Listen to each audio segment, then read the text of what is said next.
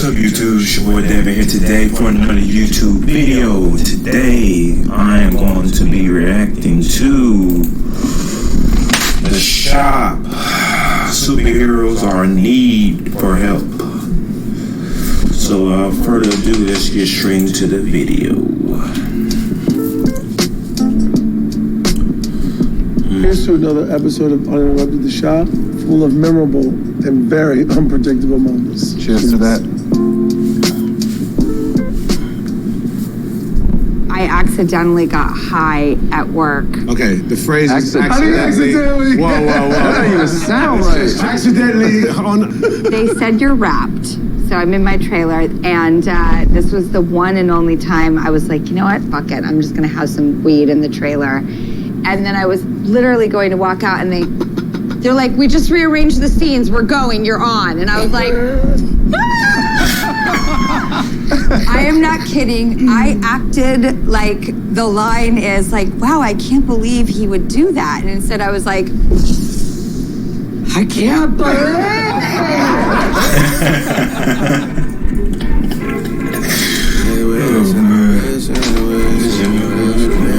Copyright.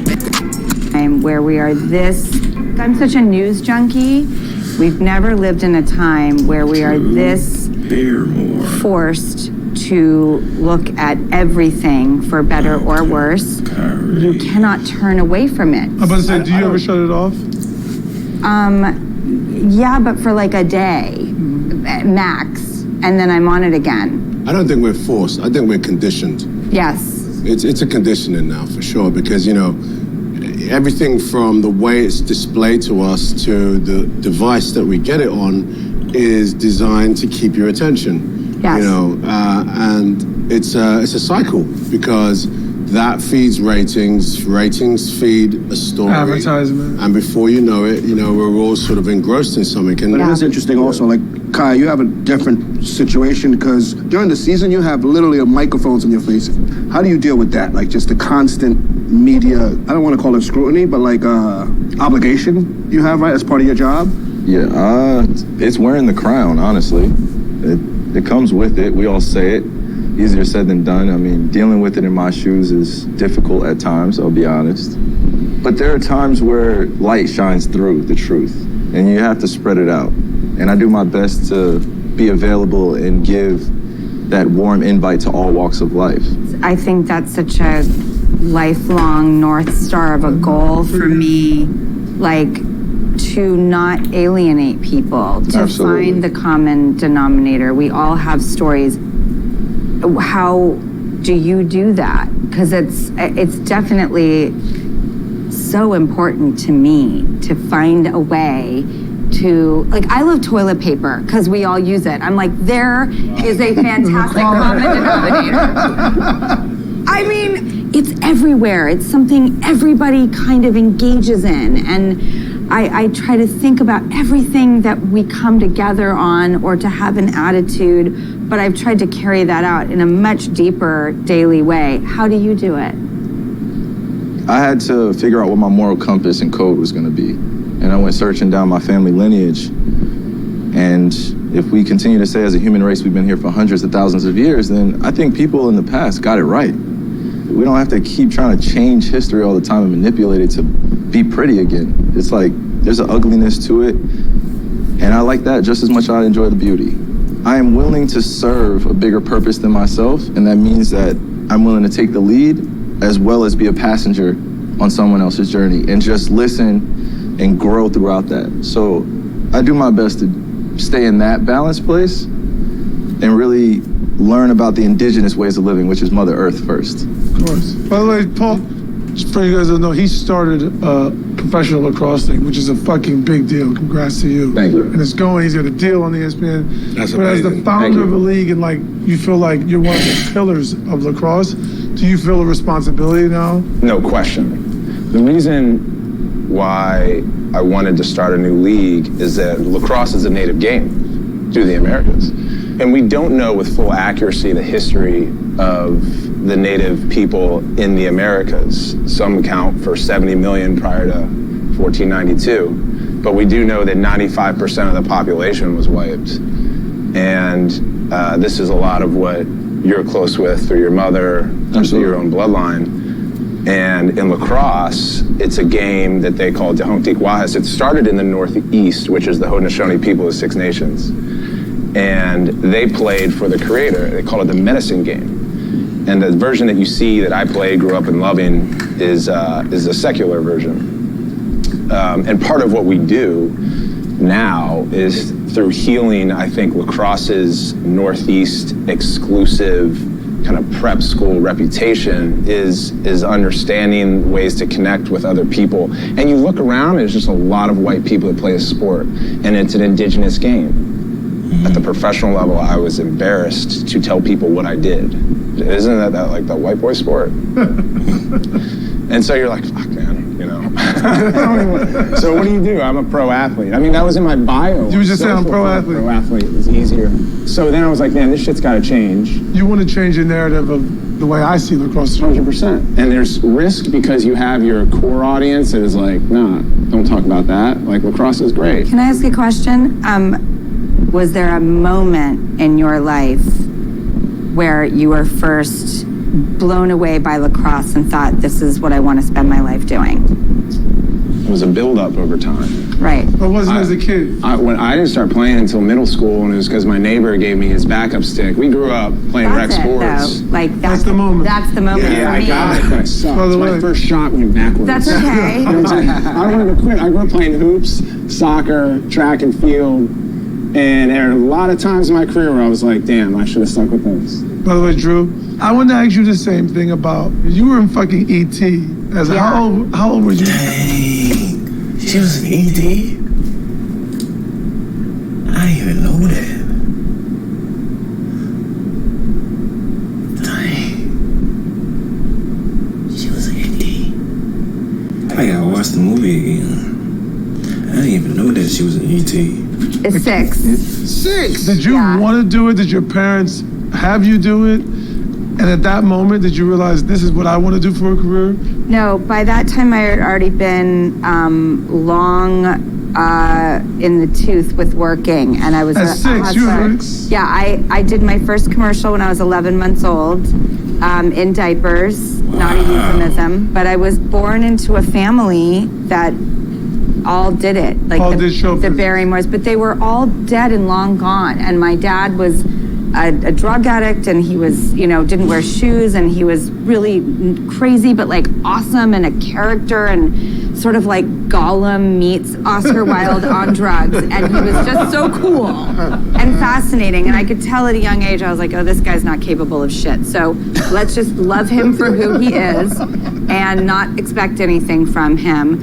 And my mom, she worked as a waitress at the Comedy Store in the Troubadour. Single mom. I worked by day, she worked by night. When I was doing E.T., she was shooting, she also was an actress. She was in this movie Night Shift that Ron Howard directed.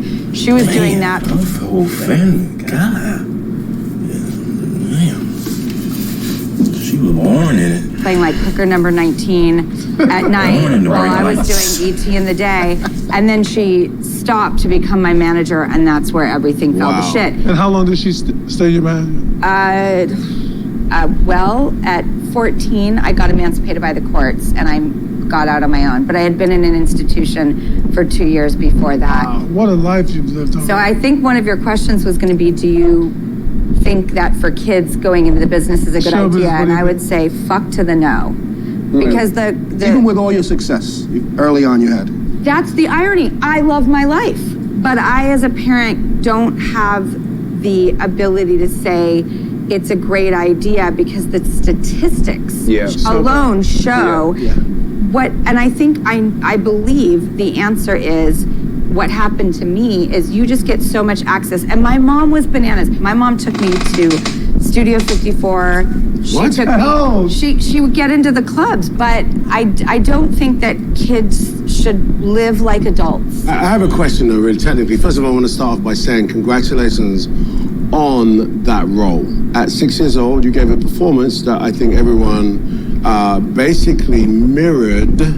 I gotta see E.T. again. I did not know she was an E.T.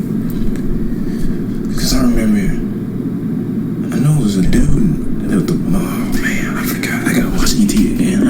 TNT. Bird for the next 20 decades. I mean, 2 decades. Real talk. Like, your character and the naturalism that you brought was incredible. I just want to ask about that naturalism. I think that has a lot to do with Steven Spielberg making you, and I never felt the cameras in the room.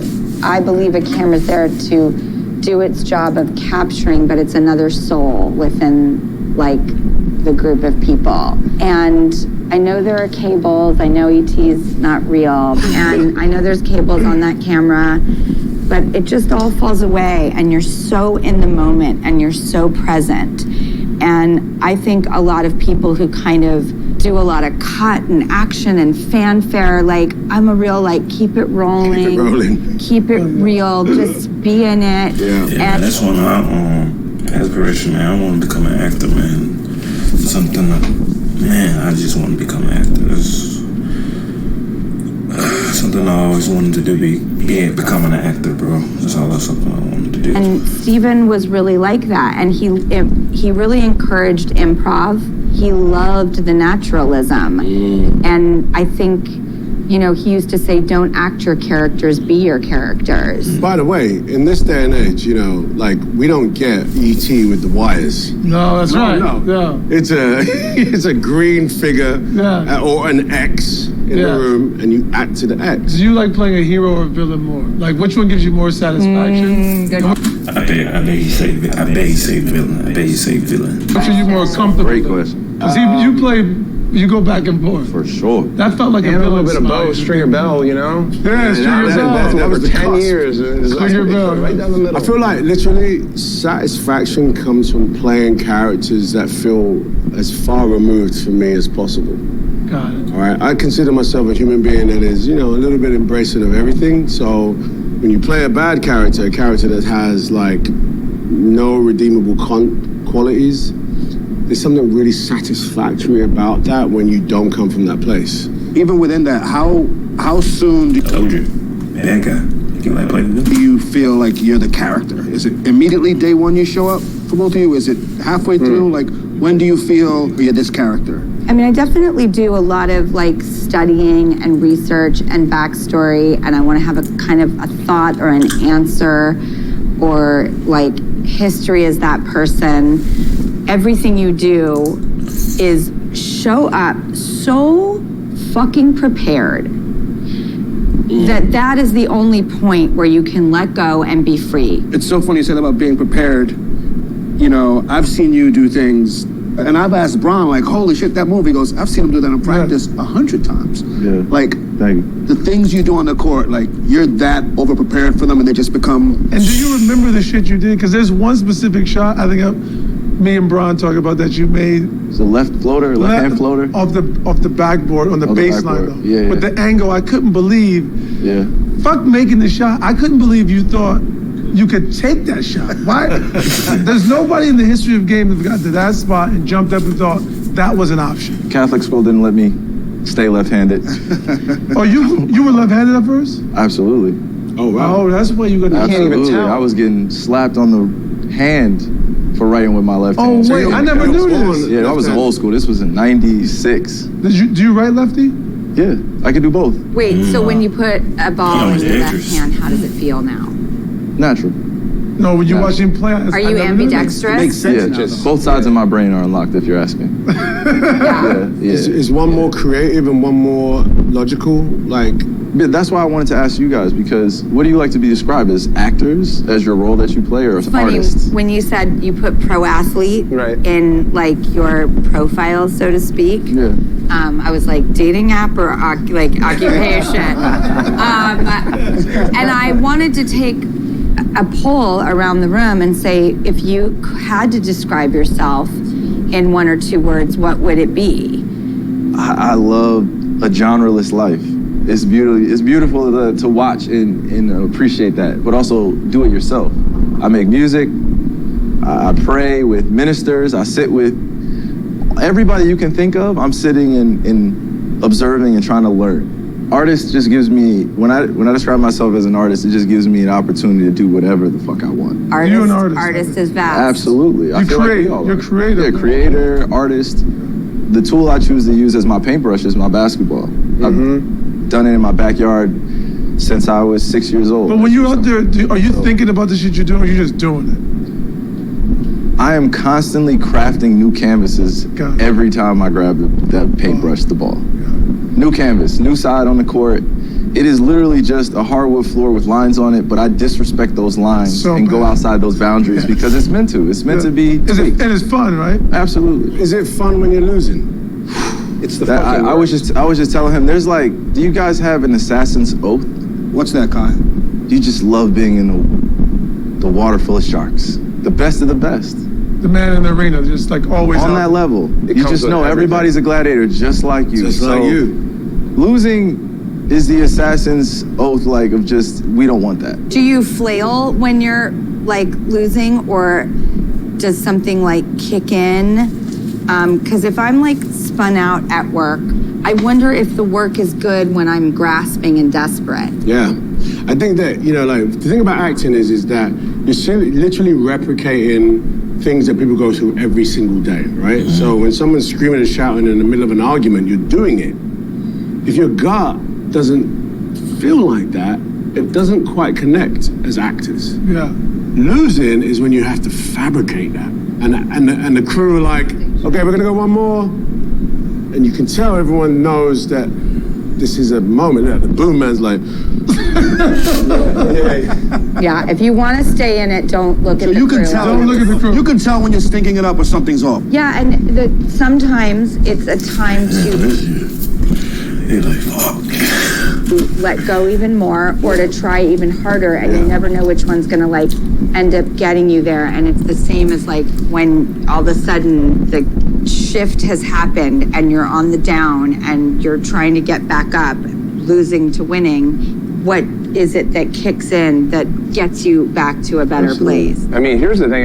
Here's how I think about losing, and a lot of it is framing. But there's this misconception that people who are quote unquote successful at their craft, like all of you, are just more talented than everyone else. And while that may be the case, you have more risk aggression. You've put yourself in more situations where you have failed and lost. So you build resilience. Like those who win lose, because like our winning is like what's celebrated, is remembered, but our growth comes from our losses. Tenfold, man. I think in life, those that are addicted to the process actually don't need to lose to win. LeBron for 20 years, he is literally addicted to the process. He likes winning, he likes championships, but he actually likes going to the gym and training much more than the parade and the celebration. But if you really can dive into the process of something and love that, then you can then you're actually addicted to learning, and you want to get better. You keep going back to the process. I did not expect this to happen today, but I am having a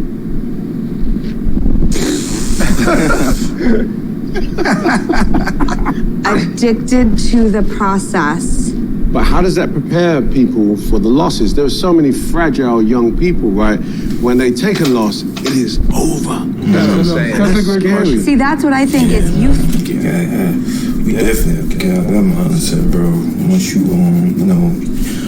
once you take, hold up, I'm trying to get the words. Once you taste defeat, you can't quit, man. You gotta keep going. We definitely gotta stop doing that, though. Gotta keep going, man. Don't stop. Found the meat in between the two slices of bread. You have winning and losing. Great. Those are big pendulums. Yeah. What is the meaning of life? The process. What is the middle? It's like Enjoying. 10,000 hours. That's it. Addicted to the process. Even the bad shit, liking all of it. Yes, every element. Process. Yeah, man. Definitely. Me personally, I definitely have to start doing that too. Definitely gotta stop doing that, man. You gotta stay consistent, man. You gotta enjoy the losses, the wins, and the losses. I definitely gotta stop doing that and just enjoy the process. 2 words for you. James Bond. It's been a lot.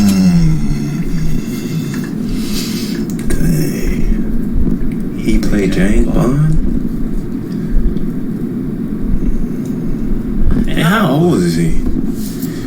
Out of chatter, social. Have they announced who the next one is yet? But they have not. I don't believe they have, but I know. If it's not you, I don't want to see it. Thanks, Drew. It makes two of us. That's the meme for the next 2,000 years. Thank you very much. Makes two of us. But It's- there's been a ton of chatter out there that the role was offered, not offered, you wanted it, didn't want it, there was a conversation, wasn't a conversation. What can you, if anything, say about No, James let me Bond? throw the question out to you guys, all right? If you are of the agreement that you think that I should play it, can you ask yourselves why and really answer why you think I should play it? Tell me why. That is a I great could- question. That's the best question. You want to go first? For me, the great art of art itself is being this beautiful hybrid model that has utter cohesion. Can you be strong and charming and sexy and seem like a friend, be intimidating? How many characteristics can one person embody but be utterly unique at the same time? You are that. That's extremely articulate That's because great. she's a lot smarter than me. I was just going to say because you're handsome and cool. In English.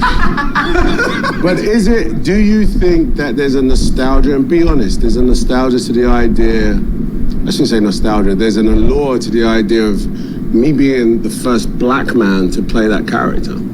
I think Is there an it's, allure? Yes. for me, it's you.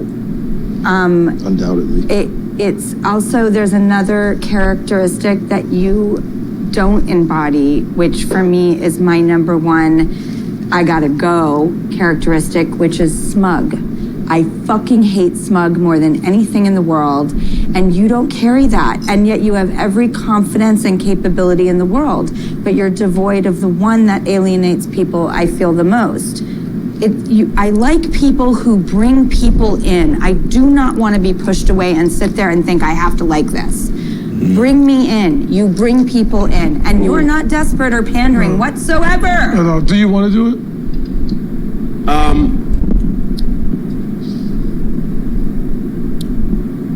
It is not a goal for my career. I don't think that, playing Bond will satisfy some of my personal goals. It will definitely satisfy the will of a nation.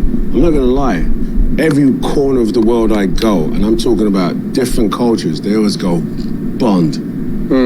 And I feel it is beyond me at this junction. It's beyond me, It's not a question of should I, do I, will I. It is what the will of the nation dictates sometimes. I'm not that guy. But in everyone's world, I might be. And that, job done. Because the truth is, a lot of people are really seeing Idris playing Bond as the alternative Bond. And as long as that alternative is existing, that's great for the growth of fucking casting. We open the conversations. And so for that reason, I'm sitting here and say, great, talk about me all day long because it opens the blinkers that we all have. Have you followed this story? And I want to ask you about this with actors who are black and the whole idea of English black actors taking American roles. I was in a bar. I was at Chiltern having a drink, and next to me, the actor who's playing Whitney Houston. She's English. And I said, I hope you know, black women in America are going to be like English woman you're playing one of the most iconic African-American women ever. And it's a thing. What do you feel about that? Even the way you framed it up of taking American roles, right? Yeah, It's crazy that it's crazy that it's, right? it's But like, you know what I noticed? You said a black woman in America versus an English woman. Like being English makes you less black. exactly. That's the issue. What? That's the To issue. me, that defines how unintelligent the whole argument is. No disrespect to anyone that course. has that feelings. It is what it is. But the fact is, we're all black. Like, let's just be, Exactly. We all black. What are they talking about? What? But you get a Scottish actor playing an Irish character or an English actor, you don't hear about the debate. But amongst ourselves, we want to point fingers because we come from a conditioning that makes people just make sure, where are you from and are you authentic from where you're from? How black are you? Which is How crazy. black are you? And it comes down to the caste system. And it's annoying to me, really annoying. My grandfather fought Second World War for this country, US, comes from Kansas City. I come to this country and someone's saying to me, you ain't American. I'm like, huh? Yeah. How dare you? Yeah, exactly. But the truth is, what am I going to bring that out as some sort of argument? Well, the idea, it's a character. I mean, it's for anybody. It's really. acting. It's acting. How It's do you acting. feel Cultural about that? appropriation, though, is Yeah. definitely something that we should pay attention sure. to. But in the acting profession, one should be allowed to play. How long do you want to act, or to what age? Thought about How long do I want to act? Yeah. For the rest of my life. I want to act for the rest of my life, but I also feel that there are other parts of my, palette that are going to amplify. Whether it's creative, whether it's writing, directing, music, whatever it is. I feel like, those parts of the tentacles in my career or my industry grow, no doubt. I think also if you build towards other goals, you don't put all your stock in one thing. I think diversifying is really important, and not feeling like at one point I'll age out. What will be also future things that I would love to invest in, study, learn, prepare myself for, so that I have eggs in different baskets. And they may have to all do with the same thing. It may be writing and directing, which seems very, adjacent to an acting, or starting a league, which is adjacent to being a sports athlete. But I think it's so good to plan on bigger picture things rather than holding on so tight to something, because life is so ebbing and flowing and changing. It's not likely. That's dope. So what roles do interest you now at this stage in your career? Like, you got your next movie is Beast. Like, why did you take that one, and what roles do interest you now? Well, we coming from a cycle where the theater was done. Cinema is the heart of filmmaking. People Tell you, man, I want to be actors.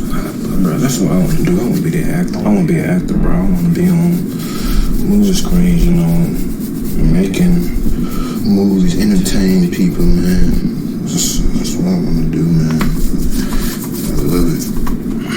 go to the cinema to watch it. So we made Beast because we wanted to make a film that invited people to come and experience it on the silver screen. Also, there's a cultural relevance to it, It's a black family being, transported back to Africa and find themselves in the middle of a thriller.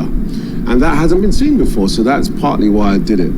But in terms of generally how I choose films now, it's really about what haven't I done? You want to challenge yourself? Yeah, I want to breathe life into something that I've never done before. I say this, by the way, I said out publicly I wanted to play Michael Jordan. Boom. Just put it out there. Damn. Put it out there. But do you, as Oh, you gave me the stink face. What's that about? You did. I saw it. You were just. I don't know. You I don't know right now. Just can I you don't hoop? want to say I don't see it. I just don't. Just can you hoop? First of all, I hold know. on. That's a great question. It isn't about the hooping. It's about Michael Jordan. Yeah, but we still want to know. Businessman. But it is about hooping. No, That's what Nice. that's I what mean, that look like. we still gonna see the great. He's the greatest That's guy great. ever That's touched great. the basketball. But Jordan, Michael Jordan, the business, has never been exercised in a story form. Or no, he's never Oh, so really you just talking about the business aspect of this. Well, yeah. talked about it. We never Right. really heard Michael. And that's not. The hooping is definitely relevant, but it's not.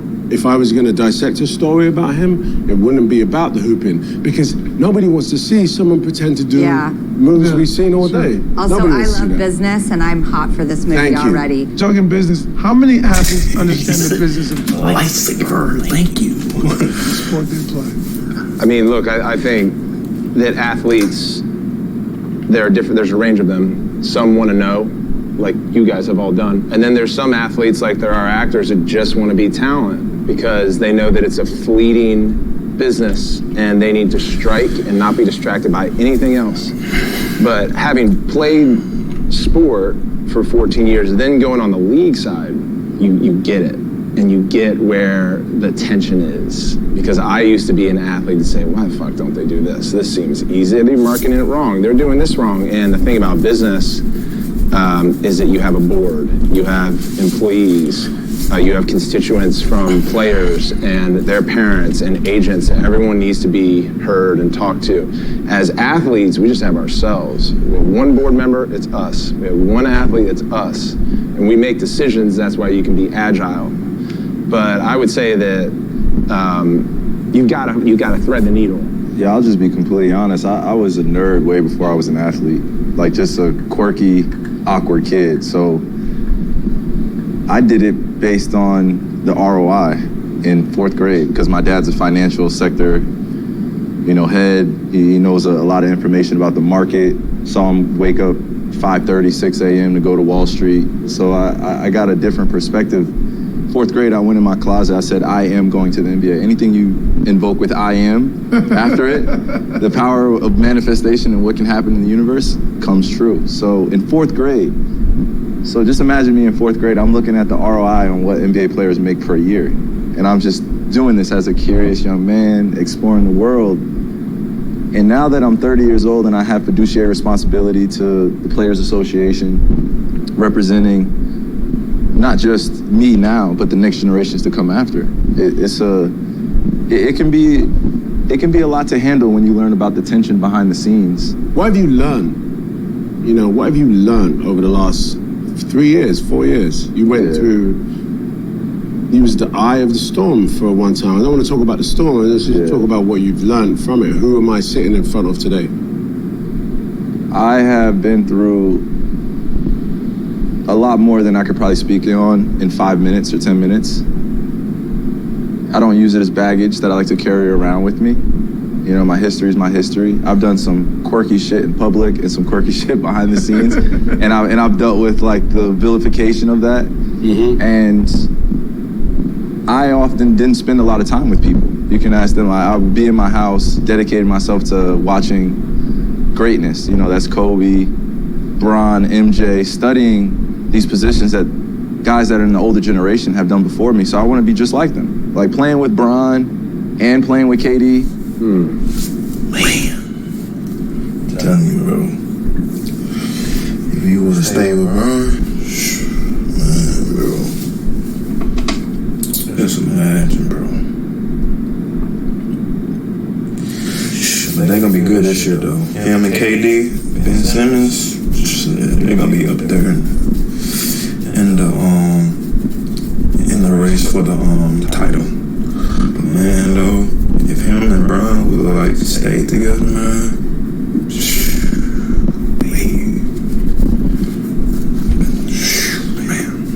These are two of the best to ever lace them up, but within our culture, they are two true icons.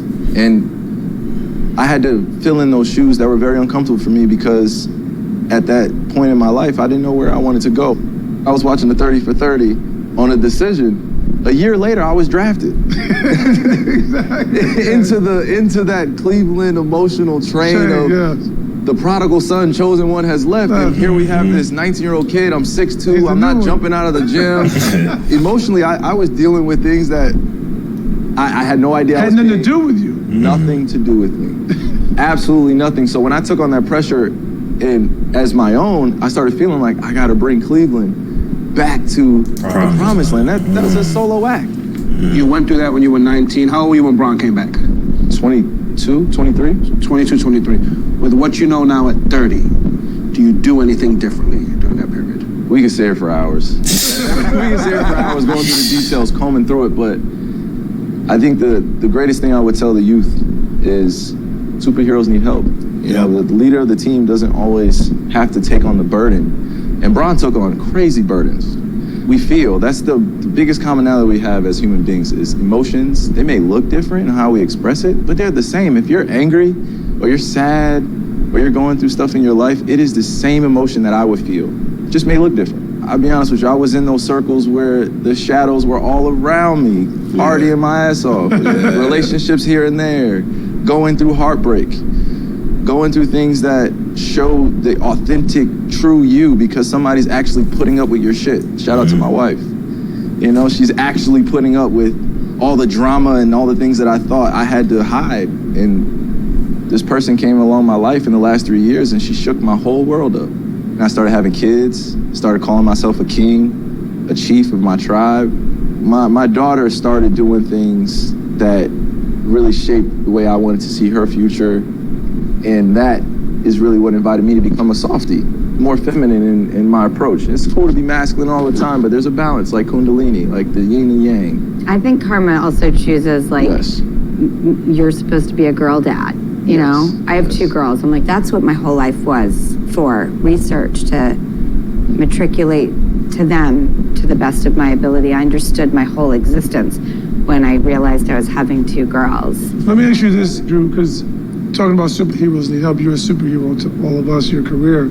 What was rock bottom for you? First of all, thank you. I would never assume such a beautiful statement. Yeah, I think everybody, when they go through it, because everybody will, publicly or not, you get scared that will be your narrative forever. Yeah. And it's really all kind of up to you. And then that, hopefully, if you get it together and you overcome, you'll be patient with the statute of limitations other people need to come around, and you will find your way. And life is a book, and you have to write it with the acceptance of how people will receive that story. And you can't write it for them, and you can't placate to the phantom they. So if you just stay in your own lane and try to keep your own side of the street clean, your chapters will continue to write themselves, hopefully with more grace as you go on. And then you'll probably think, oh, I've got this, and then probably one of the worst chapters will come. And the hardest. I thought I had seen it all and been through the worst. And when I got divorced with kids, that was the worst. That was far beyond anything else I've ever experienced in my life, because it wasn't about me. It was about the care and concern and high stakes of my kids. And it really took me down. Like, for a few years, I really didn't know which way was up. I was on top of it as much as I could be with and for my kids, but inside I stopped doing what I love. I wanted to be with them. That chapter I really didn't expect to come and hit me so hard, and I really didn't know how to write the next one. And it took me a few years. Sometimes it takes a lot longer than you want it to. Yeah. But it can and it will shift with time and tremendous work. And right now the chapter I'm in is totally awesome. And I didn't see that when it was bad. And you don't see the bad ones There's coming. no way you see it coming. Yeah, you don't see that. There's one thing all of you have spoken about. It's like that rough patch, whether it be in your career, your personal life, feeling like you fucked something up, you fell short of whether it's your own expectations or whatever the expectations of society are for yourselves. How do you forgive yourself? How have you guys forgiven yourselves? I like this. Yeah, this is a great question again. I think that's, for me, the thing that has come the latest in my life.